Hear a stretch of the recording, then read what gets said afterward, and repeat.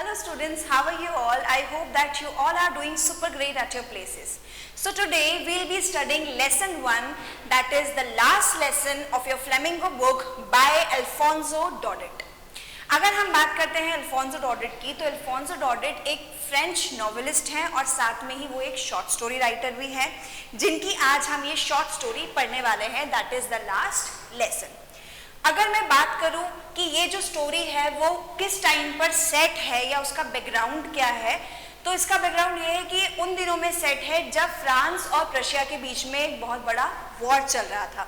और उस वॉर के दौरान जब वो वॉर ख़त्म हुआ तो उसमें जो विनिंग टीम थी वो थी रशिया और जो लूजिंग था वो था फ्रांस। फ्रांस हार गया था और रशिया जीत गया था। ठीक है, तो रशिया किन से मिलके बना था? Russia, Germany, Poland and parts of Austria, इनसे मिलके बना था। और उस टाइम पर जो फ्रांस है, फ्रांस के 2 डिस्ट्रिक्ट थे, तो उसके अंदर डिस्ट्रिक्ट का नाम है एल्सेस और लॉरेन। बर्लिन से फ्रांस के लिए कुछ ऑर्डर्स आए थे कि जो वहाँ के डिस्ट्रिक्ट हैं वो उनके अंदर फ्रेंच ना पढ़ाई जाए। जो भी स्कूल्स थे वहाँ, डिस्ट्रिक्ट्स के जितने भी स्कूल्स थे, वहाँ पर अब से क्या पढ़ाई जाएगी? जर्मन पढ़ाई जाएगी। ऐसा स्ट्रिक्ट वहाँ पर रूल्स आ गए थे। ठीक है, तो अब अगर हम बात करते हैं कि ऑथर ने हमें इस स्टोरी के अंदर वी कैन से कि 2 मैसेजेस देने की कोशिश करी है और इस स्टोरी की 2 थीम्स हैं। एक तो कि वो जो वॉर हुआ था फ्रांस और रशिया के बीच में, उसका किस तरीके से एक एडवर्स इम्पैक्ट पड़ा था कॉमन पीपल पर, जो वहाँ के कॉमन पीपल थे। और दूसरी थीम जो है हम बोल सकते हैं कि यहाँ पर importance of language, native language आपको बताई हुई है कि जैसे हमारी जो नेटिव लैंग्वेज होती है, जहाँ से हम बिलोंग करते हैं, वहाँ की लैंग्वेज हमारे लिए कितनी ज़्यादा इम्पॉर्टेंट होती है। तो वो इस चैप्टर के अंदर हमें कुछ पॉइंट से, कुछ रेफरेंस से हमें जानने का और हमें फील होगा कि यहाँ पर हमें लैंग्वेज की इम्पोर्टेंस बताई है। Clear? So about the author, Alfonso Daudet was a French novelist and a short story writer, as we have discussed. The last lesson is set in the days of the Franco-Prussian War. अब उस time पर जब France और Russia का war चल रहा था, उस टाइम पर ये स्टोरी बेस्ड है। Then in which France was defeated by Prussia led by Bismarck, और उस टाइम पर फ्रांस जो है वो हार गया था और रशिया जीत गया था। Prussia then consisted of what now are the nations of Germany, Poland and parts of Austria, और वो किससे मिलके बना था? Germany, Poland and parts of Austria. Clear?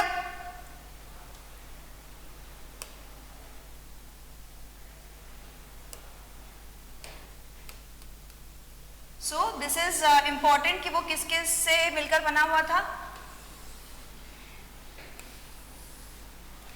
Germany, Poland and parts of Austria से। Clear? Then in this story the French districts of Alsace and Lorraine, इसमें 2 district की बात करी है फ्रांस के, एक तो एल्सेस है और दूसरा लॉरेन है। ठीक है, तो ये भी इंपॉर्टेंट है, you should know this and remember it too. Have passed into Prussians hand, और ये जो दोनों डिस्ट्रिक्ट्स थे वो किसके अंडर आ गए थे? अब रशिया के अंदर आ गए थे। तो जो भी बर्लिन से जितने भी वी कैन से ऑर्डर्स थे, वो सारे ऑर्डर्स उनको मानने पड़े थे। Right? So read the story to find out what effect this had on life at school, और इसका किस तरीके से स्कूल्स पर किस तरीके से इम्पैक्ट पड़ा था, क्योंकि जो हमारा लेसन का जो टाइटल है हमारा चैप्टर का, that is the last lesson. तो ये लास्ट लेसन स्कूल की बात हो रही है कि एक स्कूल में लास्ट लेसन किस तरीके से फ्रेंच का पढ़ाया गया और किस तरीके से जर्मन वहाँ पर इंट्रोड्यूस करने की कोशिश की गई। Clear? So let's move forward. So I started for school very late that morning and was in great dread of scolding, especially because M. Hamel had said that he would question us on participles and I did not know the first word about them. अच्छा, अब यहाँ पर जो story start हो रही है वो start हो रही आई से, फर्स्ट पर्सन से। तो यहाँ पर आई एक कैरेक्टर है स्टोरी के अंदर, that is France, FRANZ। France एक कैरेक्टर है, एक स्टूडेंट है जो स्कूल में पढ़ता है, फ्रेंच स्कूल में, जहाँ पर फ्रेंच पढ़ाई जाती है as a native language.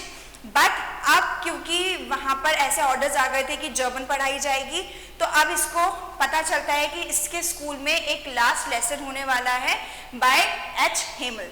H Hemal जो है वो इसके फ्रेंच टीचर है, क्लियर, जो इनको फ्रेंच पढ़ाते हैं। सो इसने जब ये स्कूल के लिए जा रहा था, ये लेट हो रहा था एक मॉर्निंग में, and was in great dread of scolding. अच्छा, इस चैप्टर के अंदर यहाँ पर आपको कुछ एक्सप्रेशंस दे रखे हैं, जो एक्सप्रेशंस आपको क्या करने हैं, you need to identify the meaning और you need to relate the meaning इस चैप्टर से कि उसका क्या मतलब हो सकता है, right.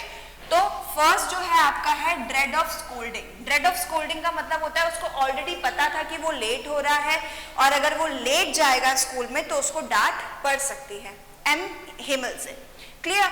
So specially because M Hamel had said that he would question us on participles, और जबकि उसको पता था कि एम हेमल जो है वो मुझसे पार्टिसिपल्स पर क्वेश्चन करने वाले हैं, मेरा टेस्ट होने वाला है, but still he didn't bother about one day before कि उसको प्रिपेयर करना चाहिए उसके लिए।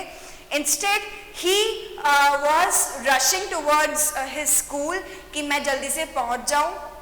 अब बीच में क्या क्या चीजें होती है जो उसको रोकती है, लेकिन still he manage to at least reach school, clear. So and I did not know the first word about them, और मुझे तो उसके बारे में सिर्फ मतलब एक शब्द तक नहीं पता था कि पार्टिसिपल्स होते क्या हैं, उसमें क्या क्या चीजें होती हैं, उसको पता ही नहीं था। ये ऑलरेडी सब चीजें जानता है फ्रांस की, अगर मैं नहीं पढ़ूंगा तो मुझे डांट भी पड़ेगी और मेरा टेस्ट भी होने वाला है, but still he is doing this. For a moment I thought of running away and spending the day out of doors. अब क्या हुआ कि थोड़ा सा उसने देखा कि थोड़े से टाइम के लिए I thought of running away and spending the day out of doors. मैंने सोचा कि आज तो मैं स्कूल नहीं जाता हूँ और मैं जो मेरा पूरा दिन है वो मैं बाहर ही स्पेंड करूँगा, मतलब मैं आउटिंग करूँगा, बाहर जाऊँगा, घूमूंगा, ऐसा उसका उस टाइम पर मतलब उसको थॉट आया कि मैं ऐसा कर लेता हूँ कि आज स्कूल मैं बंक कर देता हूँ या स्किप कर देता हूँ, right. So it was a warm so bright, और ये उस टाइम बता रहा है कि वहाँ का जो एनवायरमेंट था बाहर का कैसा था। It was so warm so bright, बहुत अच्छा दिन था, काफी ब्राइटनिंग दिन था। The birds were chirping at the edge of the woods, और बर्ड्स की चहचहाने की आवाज आ रही थी। And in the open field back of the sawmill the Prussian soldiers were drilling। और उसने क्या देखा कि sawmill, यहाँ पर एक वर्ड है sawmill, sawmill का मतलब होता है जहाँ पर logs बनते हैं या wood से related कुछ आइटम्स बनाए जाते हैं। तो ये देखता है कि वहाँ पर कुछ प्रशियन की सोल्जर हैं, वो लोग क्या कर रहे हैं, उस sawmill के पीछे they are drilling, they are exercising, marching कर रहे हैं वो लोग वहाँ पर। तो उसको वो जो सिनेरियो था ना वो बहुत ज़्यादा टेम्पटिंग लग रहा था, बहुत अच्छा लग रहा था कि मैं भी बाहर जाऊँ, घूमूं फिरूं मस्त एकदम। तो वो सोचता है कि अब स्कूल जाना, मतलब क्या जाना है, स्कूल बंक कर लेता हूँ, क्योंकि बहुत सारी माइंड में उसकी चीज़ें चल रही थी। वो सारा जो सिनेरियो था, एनवायरनमेंट था, फिर बर्ड्स चॉप कर रही थी, उसने सोल्जर्स को देखा मार्च करते हुए, ड्रिलिंग करते हुए, तो वो ऑटोमेटिकली थोड़ा सा वहाँ पर मेल्ट हो गया था, राइट। तो वहाँ पर Prussian soldiers were drilling. Then it was all much more tempting than the rule for participants, but I had the strength to resist and hurried off to school। अब ये सब चीजें तो उसको टेम्प्ट कर रही थी, but the thing was कि वो क्या कर रहा था, वो उस चीज को समझ रहा था, वो बोल रहा, उसने सोचा कि इतना तो मैं रेजिस्ट कर सकता हूँ, अपने आप को रोक सकता हूँ कि मैं इन सब चीजों की तरफ अट्रैक्ट ना हूँ और मैं अपने स्कूल चले जाऊं, क्योंकि उसको लेट हो रहा था। तो वो जल्दी से हरेडली वो कहाँ जाता है, अपने स्कूल की तरफ भाग जाता है, क्लियर। देन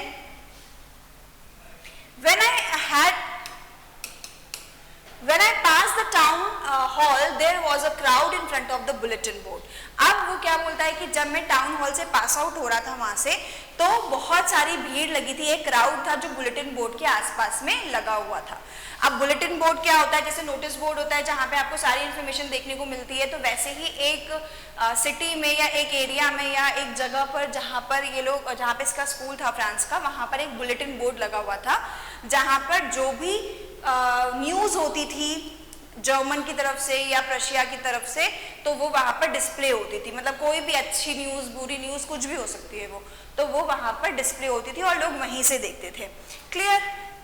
तो टाउन हॉल यहाँ पर एक एरिया है, एक जगह है, देयर वाज अ क्राउड, वहाँ पर क्राउड था in front of the bulletin board. For the last 2 years of all our bad news had come from there, the lost battles, the draft, the orders of the commanding officer, and I thought to myself without stopping, what can be the matter now?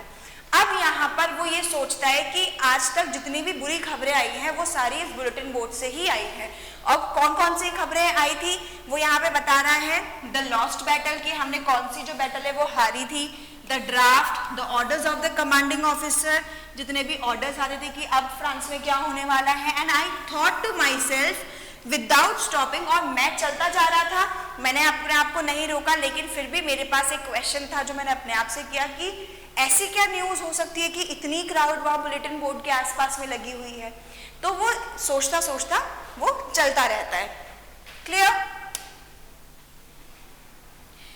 Then as I hurried by fast as I could go, the blacksmith, the watcher who was there with his apprentice reading the bulletin, called after me, don't go so fast bub, you'll get to your school in plenty of time.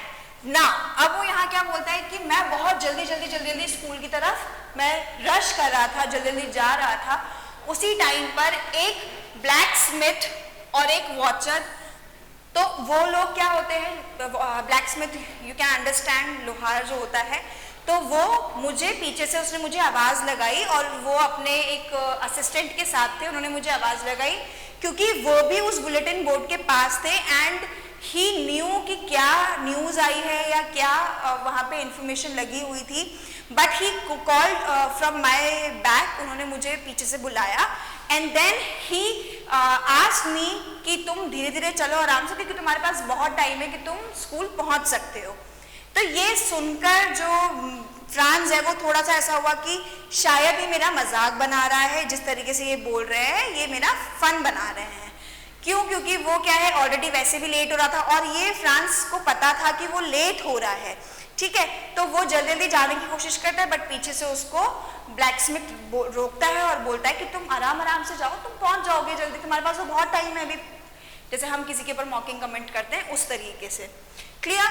So I thought he was making fun of me and reached M Hamel's little garden all out of breath. और मैंने जब ये देखा कि ये लोग मेरा शायद मजाक बना रहे हैं, तो मैं जल्दी भागता हुआ कहाँ पहुंचा, एम हेमल के गार्डन के, यानी कि जहाँ उसका स्कूल था, तो स्कूल गार्डन पर वो फाइनली पहुंच गया।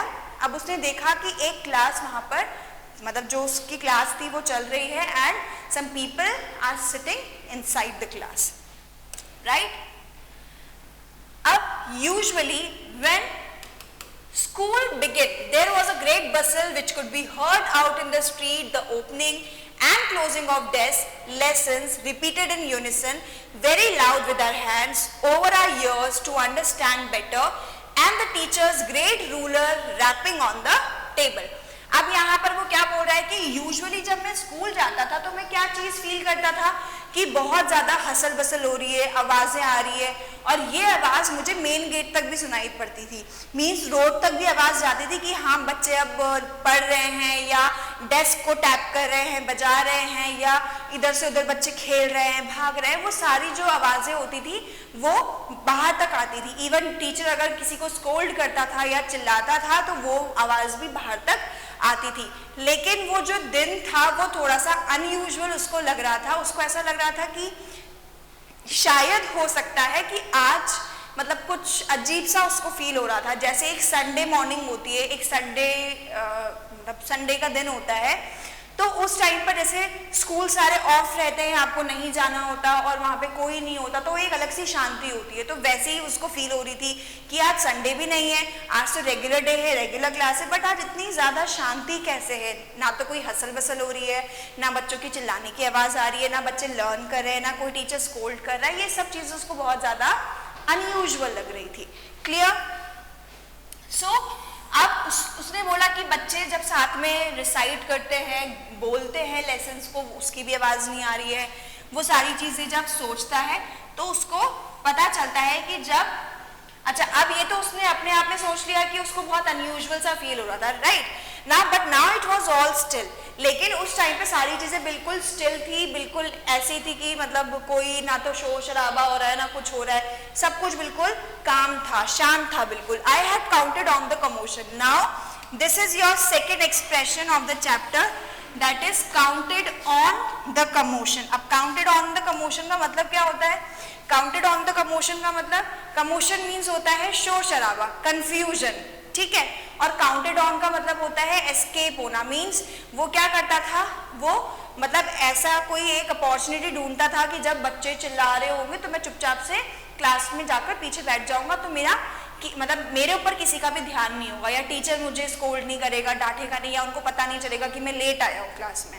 जैसे आप में से भी बहुत सारे बच्चों ने ऐसा कभी किया होगा अपनी लाइफ में, आप कभी स्कूल में क्लासेस में, कि आप लेट आए हों, आप पीछे वाले डोर से चुपचाप जाके अपनी क्लास में बैठ गए और आपके टीचर को पता भी नहीं चला, ठीक है। तो वैसे ही वो यहाँ पर ऐसा करना चाहता था, लेकिन क्योंकि उस दिन कोई आवाज नहीं थी, कोई शोर शराबा नहीं था, कोई भी बच्चे या कोई टीचर इंगेज नहीं था किसी चीज में, तो वो क्या करता है, उसको वो मौका नहीं मिल पाता है। लेकिन वो ऐसा एक्सपेक्ट कर रहा है कि मैं चुपचाप से जाकर, मतलब बिना किसी के नोटिस में आए, चुपचाप से जाकर मैं क्लास में बैठ जाऊं, right. So to get my desk without being seen, मैं अपने फटाफट अपनी उस पे जाऊं टेबल पे और जाकर बैठ जाऊं ताकि मुझे कोई भी वहां पर नहीं देखे। But of course that day everything had to be as quiet as Sunday morning, लेकिन उस दिन तो सारी चीजें ऐसी होनी ही थी, सब कुछ शांत होना ही था, जैसे वो कोई संडे का दिन हो या उस दिन संडे हो, जैसे संडे को सारी चीजें बिल्कुल शांत रहती है, कोई नहीं होता, ये सारी चीजें। अब उसका रीजन क्या था वो हम आगे पढ़ेंगे। देन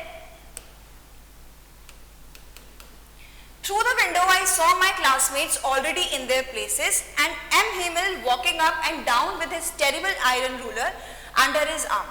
अब यहाँ पर मैंने जब विंडो से झांककर देखा अंदर, तो मेरे क्लासमेट्स जो हैं वो बैठे हुए थे, सब लोग अपनी अपनी सीट में, वो भी बिल्कुल चुपचाप बिना किसी शोर शराबे के। और जो एम हेमल थे, जो उनके फ्रेंच टीचर थे, फ्रेंच सब्जेक्ट जो उनको पढ़ाते थे, तो वो उन्होंने क्या कर रखा था, अपना जो रूलर था, स्केल था, वो अपनी ऐसी आर्म के नीचे ऐसे दबा रखा था और वो वॉक कर रहे थे क्लास के अंदर। उसने ऐसा विंडो से पीप आउट किया, राइट।